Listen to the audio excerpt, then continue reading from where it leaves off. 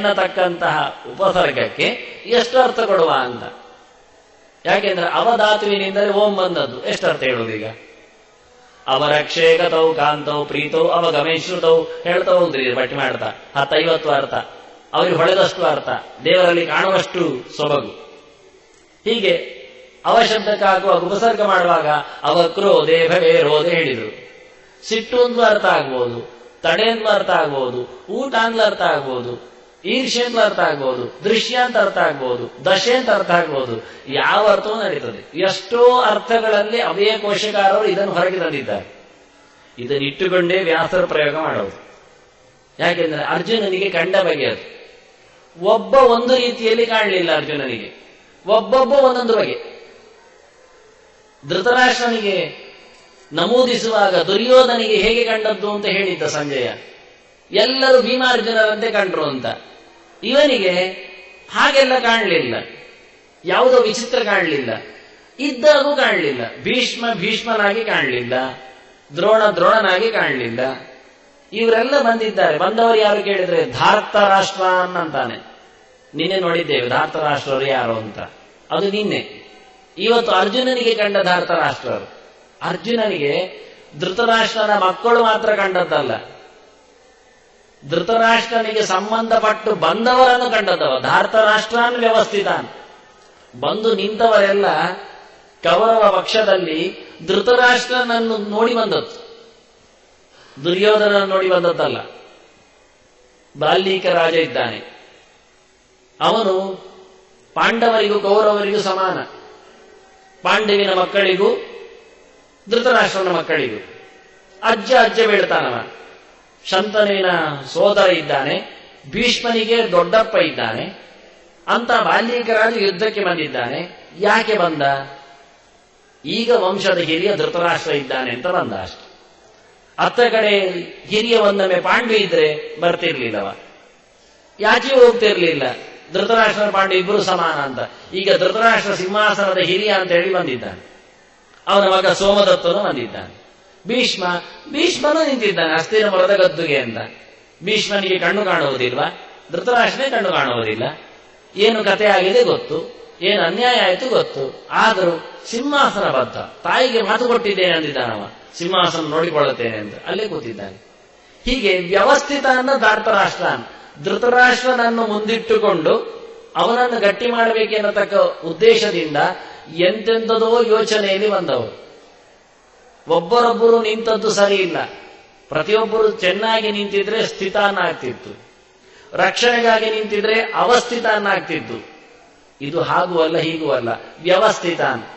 ವಿರುದ್ಧವಾದ ರಕ್ಷಣೆ, ವಿಗತವಾದ ರಕ್ಷಣೆ, ವಿಪರೀತವಾದ ಪರಿಸ್ಥಿತಿ ಎಲ್ಲವನ್ನು ಹೇಳಿಬಿಟ್ಟ. ವ್ಯವಸ್ಥಿತ ಅಂದ್ರೆ ಒಬ್ಬೊಬ್ಬರು ವಿಪರೀತವಾಗಿ ಕಂಡ್ರಂತೆ.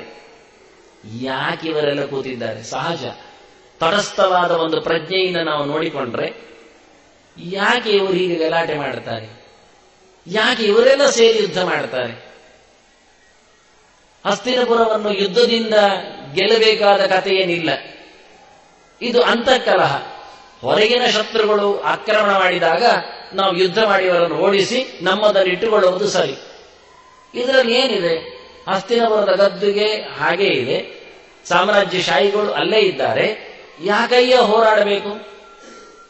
ಅದು ಭೀಷ್ಮರು ಯಾಕೆ ಸೇರಬೇಕು? ದ್ರೋಣರು ಯಾಕೆ ಬರಬೇಕು? ಹೇಳಿಕೊಟ್ಟವರೇ ದ್ರೋಣರು ಹೊಡೆಯುವುದು ಹೇಗೆ ಅಂತ.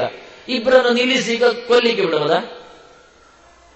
ಹೊಡೆತವನ್ನು ಹೊಡೆಯಲಿಕ್ಕೆ ಕಲಿತರೋ ಅಂತ ನೋಡ್ಲಿಕ್ಕೋಸ್ಕರ ಒಂದು ದಿನ ದ್ರೋಣ ಎಲ್ಲರನ್ನು ಸೇರಿಸಿ ವಿದ್ಯಾರ್ಥಿಗಳಿಗೆ ತಮ್ಮ ಪಟ್ಟುಗಳನ್ನು ತೋರಿಸಲಿಕ್ಕೆ ಬಿಟ್ಟ. ಎಲ್ಲರೂ ತೋರಿಸಿದ್ರು ಅವರವರ ಚಮತ್ಕಾರಗಳನ್ನೆಲ್ಲ, ಅವರವರ ಪ್ರಭಾವಗಳನ್ನೆಲ್ಲ ತೋರಿಸಿದ್ರು. ಆಗ ದುರ್ಯೋಧನ ಅವನ ವಿದ್ಯೆಯ ಪರೀಕ್ಷೆ ತೋರ್ಪಡಿಗೆ ಗದೆ ಹಿಡಿದು ಬಂದ. ಭೀಮಸೇನವನ ಎದುರಿಗೆ ಯುದ್ಧ ಆಯಿತು. ಗದಾಯುದ್ಧ ಭೀಮನಿಗೂ ದುರ್ಯೋಧನನಿಗೂ ತೋರಿಕೆಗೋಸ್ಕರ ಅಲ್ಲಿ ಕಲಿತಿದ್ದಾರೆ ಅಂತ ಹೇಳಿ ದ್ರೋಣರು ತೋರಿಸಲಿಕ್ಕೆ ಮಾಡಿಸಿದ್ರು. ಇವರು ಹೇಗೆ ಕಲಿತಿದ್ದಾರೆ ನೋಡಿ ಗದಾವಿದ್ಯೆ ಅಂತ. ಹೇಗೆ ಕಲಿತಿದ್ದಾರೆ ಎಂದು ಅವರು ಗದೆಯನ್ನು ಹೊಡೆದು ಕೊಲ್ಲಿಕ್ಕೆ ಕಲಿತಿದ್ದಾರೆ. ಹಾಗೇ ಬಾರಿಸ್ತಾ ಇದ್ದಾರೆ. ಎಲ್ಲರೂ ಒಟ್ಟಾಗಿದ್ರು. ಆಗ ಜಯ ಭೀಮ ಅಂತ ಹೇಳಿಕೊಂಡು ಶುರು ಮಾಡಿದ್ರು, ಜಯ ದುರ್ಯೋಧನೇತಿ ಅಂತ ಶುರು ಮಾಡಿದ್ರು. ಗೊತ್ತಾಯಿತು ದ್ರೋಣರಿಗೆ ಇದಾಗುವುದಿಲ್ಲ. ಈಗ ಯಾರಾದ್ರೂ ಒಬ್ಬ ಮುಗಿತಾನಲ್ಲಿ, ನನ್ನ ಗದೆ ಹೇಳಿಕೊಟ್ಟದ್ದಕ್ಕೆ ಇವತ್ತು ಒಂದು ಕೊಲೆಯೇ ಆಗಿಬಿಡತ್ತೆ ಅಂತೇಳಿ ಅಶ್ವತ್ಥಾಮನನ್ನು ಕಳುಹಿಸಿ ದ್ರೋಣಾಚಾರ್ಯರು ನಿಲ್ಲಿಸಿದ್ರು. ಬೇಡ ಅಂತ, ನೀವು ತೋರಿಸುವುದು ಬೇಡ ಕಲ್ತದ್ದನ್ನು ಅಂತ. ನೀ ಯಾಕೆ ತೋರಿಸುವುದು ಅಂದ್ರೆ ಕೊಲ್ಲುವುದೇ. ಹೀಗೆ ದ್ರೋಣರು ತಯಾರು ಮಾಡಿ ಹೊಡೆದರೆ ಸತ್ತೇ ಹೋಗುವಾಗಿ ಹೇಳಿಕೊಟ್ಟು ಅಸ್ತ್ರಶಸ್ತ್ರಗಳನ್ನೆಲ್ಲ ಧಾರೆ ಎರೆದು ಈಗ ಅವ ಒಂದು ಪಕ್ಷದಲ್ಲಿ ನಿಂತು ಹೋರಾಡುವುದು ಅಂದ್ರೆ ಏನು ಕತೆ ಅರ್ಥ? ಇದು ಅರ್ಜುನನಿಗೆ ಸೋಜಿಗೆ ಆಯಿತು. ವ್ಯವಸ್ಥಿತ ಅನ್ನ ಧಾರ್ತರಾಷ್ಟ್ರ ಕುರುಡನ ಕುರುಡು ಅಭಿಪ್ರಾಯಕ್ಕೆ ಹೋಗಿ ಇವರು ಬೆಂಗಾವಲಾಗಿ ನಿಂತ್ರಲ್ಲ, ಯಾವ ಗುರುವಯ್ಯ ಇವರು? ಇವರೇನು ಅಜ್ಜವ? ನಮಗೂ ಅಜ್ಜ, ಅವರಿಗೆ ಮಾತ್ರ ಏನು ಅಜ್ಜ? ನಾವು ಅರಸೊತ್ತಿಗೆ ಇಲ್ಲಿ ಬಂದ ಅರಸು ಕುವರರೇ ಇದ್ದೇವೆ, ನಮಗೂ ರಾಜ್ಯ ಬೇಕು. ಇವ ಯಾವ ಅಜ್ಜ? ನಮ್ಮನ್ನು ಆಡಿಸಿದ್ದಾನೆ ಹೇಳ್ತಾನೆ, ಕಾಡಿಗೆ ಹೋಗು ಹೇಳ್ತಾನೆ. ಇವನಿಗೆ ಸಿಂಹಾಸನ ಅದರ ಮೇಲೆ ಏನಾಗ್ತಕ್ಕಂಥ ನಿಗಾ ಇದೆ ಅಂತೆ, ನಮಗಾರಿಗೂ ಸಿಂಹಾಸನದಲ್ಲಿ ಅಧಿಕಾರ ಇಲ್ವಾ? ವ್ಯವಸ್ಥಿತ ಅನ್ನ ಧಾರ್ತರಾಷ್ಟ್ರ ಅನ್ನ ದೃಷ್ಟ. ಹೀಗೆ ಒಬ್ಬೊಬ್ಬರನ್ನು ದ್ರೋಣ, ಅವ ಅಶ್ವತ್ಥಾಮ, ನನ್ನ ಮಿತ್ರ, ಕರೆದು ನನ್ನನ್ನು ಮಾತಾಡಿಸುವುದಿಲ್ಲ, ರಾಜ್ಯ ಕೊಡ್ತೇನೆ ಹೇಳುವುದಿಲ್ಲ. ದುರ್ಯೋಧನೆ ರಾಜ್ಯ ಸಿಗುವ ಹಾಗೆ ಅಂತ ಮಾಡ್ತೇನೆ ಅಂತ ನಿಂತಿದ್ದಾನೆ. ಅವರು ಕೃಪಾಚಾರ್ಯರು, ವಂಶದ ಗುರುಗಳು. ನಾವು ವಂಶದಲ್ಲಿ ಬಂದವರಲ್ಲೇನು? ನಮಗವರು ಗುರುಸ್ಥಾನದಲ್ಲಿ ಇದ್ದು ನಮ್ಮನ್ನು ಬರಮಾಡಿಕೊಳ್ಳುವುದಿಲ್ವಾ? ಬಾಲ್ಯೀಕ ನಮ್ಮ ಪಿಜ್ಜ, ಅವರ ಮಗ ಸೋಮದತ್ತ ನಮ್ಮ ಅಜ್ಜ, ಅವ್ರ ಮಗ ಇದ್ದಾನೆ ಸೋಮದತ್ತಿ, ಭೂರಿಶ್ರವಸರು, ಅವರೆಲ್ಲ ನಮ್ಮ ತಂದೆ ಸ್ಥಾನದಲ್ಲಿದ್ದಾರೆ. ಇವರೆಲ್ಲ ನಮಗೆ ಹೊಡಿಲಿಕ್ಕೆ ನಿಂತದ್ದ? ಅಥ ವ್ಯವಸ್ಥಿತ ಅನ್ನ ದೃಷ್ಟ ಧಾರ್ತರಾಷ್ಟ್ರ ಅನ್ನ ಕಪಿಧ್ವಜ. ನೋಡ್ತಾ ನೋಡ್ತಾ ಒಬ್ಬೊಬ್ಬರನ್ನೇ ಬಹಳ ವಿಚಿತ್ರವಾಗಿ ಕಂಡ. ಎಲ್ಲರನ್ನು ಕಂಡದ್ರಲ್ಲಿ ಒಂದು ಕಾಣ್ತಾ ಉಂಟ, ಅವನು ಏನಂದ್ರೆ ಎಲ್ಲರೂ ಕುರುಡನ ಬೆನ್ನ ಹಿಂದೆ ಕೂತಿದ್ದಾರೆ ಅಂತ. ಹಾಗಾದ್ರೆ ಕುರುಡರಿದ್ದಾರೆ, ಕಣ ತೆರೆದು ಕುರುಡರಿದ್ದಾರೆ. ಅಂಧೇ ನೈವ ನಿಯಮಾನಾಯತಾಂಧ ಅಂತ. ಕುರುಡನ ಬೆನ್ನ ಹಿಡಿದು ಹೋದ್ರೆ ಏನಾಗತ್ತೆ ಕೇಳಿದ್ರೆ ಕುರುಡು ಬಾವಿಗೆ ಬೀಳ್ಲಿಕ್ಕೆ ತಯಾರಾಗ್ತೀವಿ ಅಂತ ಅರ್ಥ. ನಮಗೇನು ಗೊತ್ತಿಲ್ಲ. ಎದುರು ಹೋದವನು ಇದ್ದಾನೆ, ಅವನ ಬೆನ್ನ ಹಿಂದೆ ಹೋಗ್ತೇವೆ. ಅವನು ಹೇಗಿದ್ದಾನೆ ನಾವು ನೋಡ್ಲಿಲ್ಲ, ಅವನು ಕುರುಡೆ ಇದ್ದಾನೆ, ಇವರು ಹೋಗ್ತಾನೆ ಇದ್ದಾರೆ. ಅವನು ಬಿದ್ದ ಬಾವಿಗೆ, ಎರಡನೇವ ಅವನು ಬಿದ್ದ, ಮೂರನೇವ ಅವನು ಬಿದ್ದ. ಹೇಗೆ ಹೋಗ್ತಾ ಇದ್ದಾರೆ, ಬೀಳ್ತಾನೆ ಇದ್ದಾರೆ. ಯಾರಿಗೂ ತಾವು ಎಲ್ಲಿ ಹೋಗ್ತಾ ಇದ್ದೇವೆ ಯೋಚನೆ ಬರಲಿಲ್ಲ. ಸ್ವಯಂ ಧೀರಾಹ ಪಂಡಿತಂ ಮನ್ಯಮಾನ. ಮತ್ತೆ ನೋಡಿಕೊಂಡ್ರೆ ಏನಾಗುವುದಿಲ್ಲ, ಗಮ್ಮತ್ತುಂಟು ಅಂತ ಹೇಳಿಕೊಂಡು ಹೋಗ್ತಾ ಇದ್ದಾರಂತೆ. ತಮಗೆಲ್ಲ ಗೊತ್ತಿದೆ ಅಂತ ಹೇಳ್ತಾರೆ. ಯಾರ ಹತ್ರ ಹೇಳಿದ್ದು ಕೇಳುವುದಿಲ್ಲ, ತಾವಾಗಿ ಯೋಚನೆ ಮಾಡುವುದಿಲ್ಲ. ತಮ್ಮ ತಲೆಯೇ ಸರಿ ಅಂತ ಹೇಳಿಕೊಂಡು ತಲೆ ಮೇಲೆ ಮಾಡಿಕೊಂಡು ಹೋಗಿದ್ದಾರೆ, ಕಣ್ಣು ಮುಚ್ಚಿ ಹೋಗಿದ್ದಾರೆ. ಹಾಗಾಯ್ತು ಕತೆ. ಎಷ್ಟು ಚೆನ್ನ ಹೇಳ್ತಾನೆ, ವ್ಯವಸ್ಥಿತ ಅನ್ನೋ ಧಾರ್ತರಾಷ್ಟ್ರ ಅನ್ನಂತ. ಇವರೆಲ್ಲ ಧೃತರಾಷ್ಟ್ರನ ಬೆನ್ನ ಹಿಂದೆ ಇದ್ದಾರೆ, ಮತ್ತೆ ಧೃತರಾಷ್ಟ್ರನ ಬೆನ್ನ ಹಿಂದೆ ಇದ್ದಾರೆ. ದೇಶ ಬೇಕು, ಮಣ್ಣು ಬೇಕು, ನೆಲ ಬೇಕು ಅಂತ ಹೇಳಿಕೊಂಡು ಕೂತವನ ಬೆನ್ನ ಹಿಂದೆ ಕೂತಿದ್ದಾನೆ. ಮಣ್ಣಿನ ಆಸೆ ಬಿಡೀರೆಂಬೋ ಕಾಗದ ಬಂದಿದೆ, ಅದು ಕೇಳಲಿಲ್ಲ, ಅವ ನೋಡ್ಲಿಲ್ಲ. ಆದ್ರಿಂದ ಧಾರ್ತರಾಷ್ಟ್ರ ಆನಂದ, ಧಾರ್ತರಾಷ್ಟ್ರ ಎನ್ನುವಲ್ಲಿ ಮತ್ತೆ ರಾಷ್ಟ್ರದ ಮೇಲಿನ ಮೋಹಕ್ಕಾಗಿ ಕೂತ ಕತೆ ಇದನ್ನು ಹೇಳಿದ. ಹೀಗೆ ಸಿಂಹಾಸನದ ಬದ್ಧತೆಯ ಒಟ್ಟಿಗೆ ಕುರುಡನ ದಾರಿಯ ಹಿಂದೆ ಕೂತ ಅವರನ್ನೆಲ್ಲ ನೋಡಿದ. ಆದ್ರೆ ಒಬ್ಬೊಬ್ಬರದ್ದು ಒಂದೊಂದು ಬಗೆ. ಒಬ್ಬನದ್ದು ಕ್ಷತ್ರಿಯ ಚಿಂತನೆ, ಸಿಂಹಾಸನದ ಮೇಲೆ ಬದ್ಧತೆ ಅಂತ ಹೇಳಿ. ಇನ್ನೊಬ್ಬರದ್ದು ಸಹಾಯ ಹಸ್ತ, ಪಾಪ ಬಂದು ಕೇಳಿದ್ದಾರೆ ಸಹಾಯ ಮಾಡಬೇಕು ಅಂತ ಕಾಲು ಹಿಡಿದಿದ್ದಾರೆ, ಅದಕ್ಕೆ ಸೇರಿದ್ದೇನೆ ಅಂತ. ಮತ್ತೊಬ್ಬ ಅವನಿದ್ದಾನೆ ಇವನು ಬಂದದ್ದು, ಇವರಿದ್ದಾರಲ್ಲ ಅನ್ನೋ ನಾವು ಸೇರುವುದು. ಅದು ಮೊದಲೇ ಹಾಕಿದ್ದ ದುರ್ಯೋಧನ. ಭೀಷ್ಮ ಇದ್ದಲ್ಲಿ ದ್ರೋಣ ಇರ್ತಾನೆ, ಭೀಷ್ಮ ದ್ರೋಣರು ಇದ್ದಲ್ಲಿ ಕೃಪಾಚಾರ್ಯ ಇರ್ತಾರೆ, ದ್ರೋಣ ಇದ್ದಲ್ಲಿ ಅಶ್ವತ್ಥಾಮ ಇರ್ತಾನೆ. ಎಷ್ಟು ಜನ ಸಿಕ್ಕಿದೆ ಹೇಳಿದವ. ಯಥೋ ಭೀಷ್ಮ ತತ್ರ ದ್ರೋಣ, ಯತ್ರ ದ್ರೋಣ ತತ್ರ ಕೃಪಾ ತಥ ಅಂತ ಹೇಳಿಕೊಂಡು ಎಲ್ಲರನ್ನು ಬೆರಳು ಮಾಡಿಸ್ತಾ ಬಂದ. ಇನ್ನು ಒಬ್ಬ ಸಿಗುವುದಿಲ್ಲ ಅಂದ. 4 ಜನ ಸಿಗ್ತಾರೆ ನಮಗೆ ಅರಸೊತ್ತಿಗೆ ಧೃತರಾಷ್ಟ್ರನ ಕಿವಿ ಊದ್ಲಿಕ್ಕೆ, ನನ್ನ ಹಾಗೆ. ಇನ್ನೊಬ್ಬ ಮುದಿಯ ಹಿರಿಯ ಸಿಗುವುದಿಲ್ಲ, ಅವನು ಇಲ್ದಿದ್ದು ತೊಂದರೆ ಇಲ್ಲ ಅಂತಾನೆ. ಯಾರು? ವಿದುರ. ಇವ ಒಬ್ಬ ಅಂತ ಹೇಳ್ತಾನೆ. ದಾಸಿ ಮಗ ಮಾತ್ರವೇ ನಮ್ಮ ಕೈಗೆ ಸಿಗುವುದಿಲ್ಲ, ಅವನೊಬ್ಬ ಮಾತ್ರ ಪಾಂಡವರಿಗೆ ಸಹಾಯ ಮಾಡ್ತಾನೆ, ಅವನನ್ನು ಹೇಗಾದ್ರೂ ಮಾಡಿ ಸಾಗ ಹಾಕ್ತೇನೆ ಅಂದ. ಹೀಗೆ 4 ಜನರನ್ನು ಒಳಗಾಕಿಕೊಂಡು ವಿದುರನನ್ನು ಓಡಿಸ್ಲಿಕ್ಕೆ ಹುನ್ನಾರ ಮಾಡಿದ್ದ. ಇದು ಗೊತ್ತಿದೆ. ಆದ್ರಿಂದ ಅರ್ಜುನ ನೋಡ್ತಾ ಇದ್ದಾನೆ. ಪ್ರತಿಯೊಂದನ್ನು ಸಹ ವಿದುರನ ಹತ್ರ ಹೇಳಿ ಪಾಂಡವರು ಸರಿ ಮಾಡಿಕೊಳ್ತಾ ಇದ್ರು. ವಿದುರ ಸರಿಯಾಗ್ತದೆ ಕಾಯುವ ಅಂತ ಹೇಳ್ತಿದ್ದ. ಆದ್ರೆ ನೀವು ನೋಡುವಾಗ ವ್ಯವಸ್ಥಿತ ಅನ್ನ ಹೇಳ್ತಾನೆ. ವ್ಯವಸ್ಥಿತ ಅವಸ್ಥೆ ಪ್ರಕಾರ ಕೂತವರೊಂದಲ್ಲ, ಅವ್ಯವಸ್ಥಿತವಾಗಿ ಕೂತಿದ್ದಾರೆ ಹೇಳ್ತಾನೆ. ಅವಸ್ಥಿತ ಅನ್ವಿ ಅಂದ್ರೆ ಹಾಗೆ ಇಲ್ಲ ಸಲ್ಲದ ಯಾವುದೋ ಭಾವನೆಗಳಿಂದ, ಆದೇಶಗಳಿಂದ, ಆವೇಶಗಳಿಂದ ಧೃತರಾಷ್ಟ್ರನ ಹತ್ತಿರ ಕೂತಿದ್ದಾರಲ್ಲ, ಅದನ್ನು ನೋಡಿ ಅವನಿಗೆ ನಗುವಂತಂತೆ. ಅದ ವ್ಯವಸ್ಥಿತಾನ್ನ ದೃಷ್ಟ ಧಾರ್ತರಾಷ್ಟ್ರಾನ್ ಕಪಿಧ್ವಜ. ಇಲ್ಲಿ ಬಂತು ಯಾರು ನೋಡಿದ್ದು ಅಂತ ಹೇಳಲಿಕ್ಕೆ. ಕಪಿ ಧ್ವಜದಲ್ಲಿ ಕೂತವನು, ಧ್ವಜದಲ್ಲಿ ಕಪಿಯನ್ನು ಇಟ್ಟುಕೊಂಡವನು. ಹನುಮಂತ ಅರ್ಜುನನ ರಥದ ಧ್ವಜದಲ್ಲಿ ಕೂತಿದ್ದಾನೆ.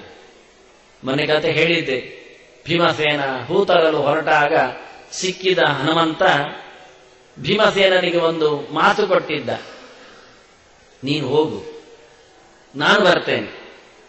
ಯಾವಾಗ ಕೇಳಿದ್ರೆ ಯುದ್ಧಕ್ಕೆ ನಿಂತಾಗ. ಯದಾ ಸಿಂಹರವಂ ವೀರ ಕರಿಷ್ಯಸಿ ಮಹಾಬಲ ತದಾಹಂ ಬ್ರಹ್ಮಗಿಷ್ಯಾಮಿ ಸ್ತುರವೇಣ ರವಂತವ. ಇದು ಹನುಮಂತ ಹೇಳಿದ ಮಾತು. ನೀನು ಯಾವಾಗ ರಣಾಂಗಣದಲ್ಲಿ ಕೂತು ಸಿಂಹದ ಹಾಗೆ ಕೂಗಿ ಬಿಡ್ತೀಯ, ಗರ್ಜನೆ ಮಾಡ್ತೀಯ, ಶತ್ರು ಪಕ್ಷವನ್ನು ಹಿಮ್ಮೆಟ್ಟಿಸಲು ಒಮ್ಮೆ ಉತ್ಸಾಹ ಭರಿತವಾಗಿ ನೀನೇನೊಂದು ಕಂಠ ಬಿರಿದು ಬೊಬ್ಬೆ ಹಾಕ್ತಿ, ಆಗ ನಿನ್ನ ಸದ್ದನ್ನು ನಾನು ಗಟ್ಟಿ ಮಾಡ್ತೇನೆ, ದೊಡ್ಡದು ಮಾಡ್ತೇನೆ, ತುಂಬಿಸಿಬಿಡ್ತೇನೆ. ಹೇಗೆ ಕೇಳಿದ್ರೆ ನಿನ್ನ ಶಬ್ದದೊಳಗೆ ನನ್ನ ಶಬ್ದ ಹಾಕಿಬಿಡ್ತೇನೆ. ಅದನ್ನ ಹನುಮಂತ ಕೂಗಿದ್ದು ಯಾರಿಗೂ ಗೊತ್ತಿಲ್ಲ, ಆದ್ರೆ ಹನುಮಂತ ಬಾಯಿ ತೆರೆದದ್ದು ಕಾಣ್ತದೆ ಅಷ್ಟೇ. ಧ್ವಜದಲ್ಲಿ ಸಾಕ್ಷಾ ಹನುಮಂತನೇ ಕೂತುಕೊಂಡು ಬೊಬ್ಬೆ ಹಾಕಿಬಿಟ್ಟಿದ್ದಾನೆ. ವಿಜಯಸ್ಯ ಧ್ವಜಸ್ತಶ್ಚ ನಾದಾನ್ನ ಮೋಕ್ಷ್ಯಾಮಿ ದಾರುಣಾನ್.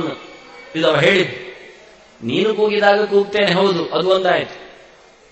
ನೀನು ಕೂಗದಿದ್ರು ಕೂಗ್ತೇನೆ ಅಂದ ಇವ. ಯಾವಾಗ? ನಾನು ಅರ್ಜುನನ ರಥದಲ್ಲಿ ಇರ್ತೇನೆ. ವಿಜಯಸ್ಯ ಧ್ವಜಸ್ತಶ್ಚ. ಅರ್ಜುನನಿಗೆ ಇನ್ನೊಂದು ಹೆಸರು ವಿಜಯ ಅಂತ. ವಿಶೇಷವಾಗಿ ಜಯವನ್ನು ಪಡೆದವ, ಜಯಶೀಲನಾಗುವವ, ವಿಷ್ಣುವಿನಿಂದ ಜಯವನ್ನು ಪಡೆದವ, ಅದೇ ವಿಜಯ. ಅವನ ಧ್ವಜದಲ್ಲಿ ನಾನು ಕೂತು ನಾದಾನ್ ಮೋಕ್ಷ್ಯಾಮಿ ದಾರುಣಾನ್, ಭಯಂಕರವಾದ ಶಬ್ದಗಳನ್ನು ಹಾಕ್ತೇನೆ. ನಾನು ಕಿರುಚಿದ್ರೆ ಉಂಟಲ್ಲ, ಅದು ಏನಾಯ್ತು ಗೊತ್ತಾಗಬಾರ್ದು ಜನರಿಗೆ. ಅದಕ್ಕೆ ಹೇಳಿದೆ, ಇದು ಶಬ್ದದ ಒಂದು ತಂತ್ರ. ಬಾಣ ಹೊಡೆದು ಎದೆ ಹೊಡೆದು ಬೆನ್ನಿನಿಂದ ಬರುವುದಲ್ಲ, ಕಿವಿಯಲ್ಲಿ ಶಬ್ದ ಹೋಗಿ ಎದೆ ಹೊಡೆಯುವಂಥದ್ದು.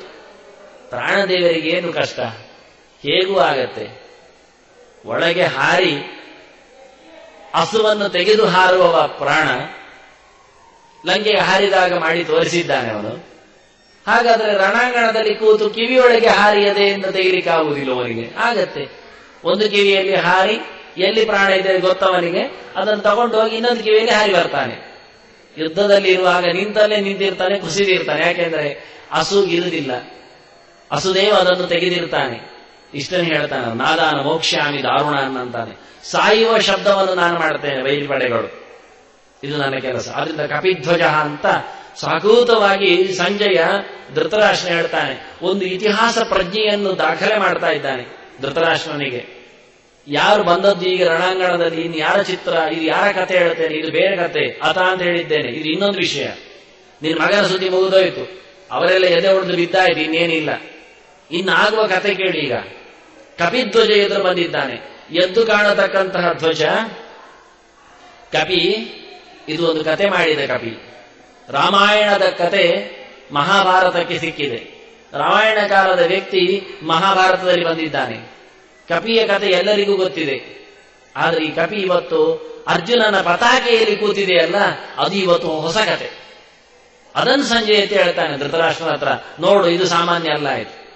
ಕಪಿ ಆಶ್ವಾಸನೆ ಮಾಡಿದ್ದಾನೆ, ಗಲಾಟೆ ಮಾಡಿದಾಗ, ಯುದ್ಧ ಆದಾಗ ತಾನು ಬಂದು ಸಹಾಯ ಮಾಡುತ್ತೇನೆ ಅಂತ. ಮುಗಿದೋಯ್ತು. ಯಾಕೆ ಅಂದರೆ ಅದು ವಿಶೇಷ ಒಂದು ಕತೆ ಉಂಟು. ಭೀಮಸೇನ ಒಂದು ಪ್ರಶ್ನೆ ಕೇಳಿದ್ದಾನೆ ಮಂಗನ ಹತ್ರ ಸಿಗುವಾಗ. ಎಲ್ಲ ಸರಿ, ನೀನ್ ಯಾರೊಂದು ಗೊತ್ತಾಯಿತು, ರಾಮಾಯಣದ ಹಿರಿಯ ಕಪಿ ಅಂತಲೂ ಅರ್ಥ ಆಯಿತು, ನಿನ್ನಲ್ಲಿ ತಾಕತ್ತುಂಟು ಅಂತ ಎಲ್ಲ ಗೊತ್ತಾಯಿತು. ಆದ್ರೆ ಒಂದು ಪ್ರಶ್ನೆ ಉಂಟು ಅಂದ ಭೀಮಸೇನ. ಹೇಳು ಅಂದ. ಏನ್ ಪ್ರಶ್ನೆ ಅಂತ. ನಿನ್ನಂತಹ ಸಮರ್ಥ ರಾಮದಾಸ ಆ ದೇವರ ಹತ್ತಿರ ಇರುವಾಗ ಅವು ಕಲ್ಲ ಸಂಕ ಕಟ್ಟಿಕೊಂಡು ಸೇತುವೆ ಮಾಡಿಕೊಂಡು ತನ್ನ ಮಡದಿ ಸೀತೆಯನ್ನು ತರಲಿಕ್ಕೆ ಲಂಕೆಗೆ ತೆರಳಿ ರಾವಣ ಕುಂಭಕರ್ಣರನ್ನೆಲ್ಲ ಮುಗಿಸಿಕೊಂಡು ಅಷ್ಟು ತಿಂಗಳ ಗಲಾಟೆ ಮಾಡಿ ಯುದ್ಧ ಮಾಡಿ ಬರುವ ವಿಷಯ ಬೇಕಿತ್ತ? ನೀನೇ ಮಾಡಬಹುದಿತ್ತಲ್ಲ, ಪರ್ಪೋಷಿ ಮಂಗ ನೀನಲ್ವಾ ಅಂತ ಭೀಮಸೇನ ಮೂದಲಿಸುವಂತೆ ಕಪಿಯನ್ನು ಕೇಳಿದ್ರೆ ಹನುಮಂತ ಉತ್ತರ ಕೊಡ್ತಾನೆ, ಓಹ್ ಮಾಡ್ತಿದ್ದೆ, ನೀ ಹೇಳಿದ್ದೆಲ್ಲ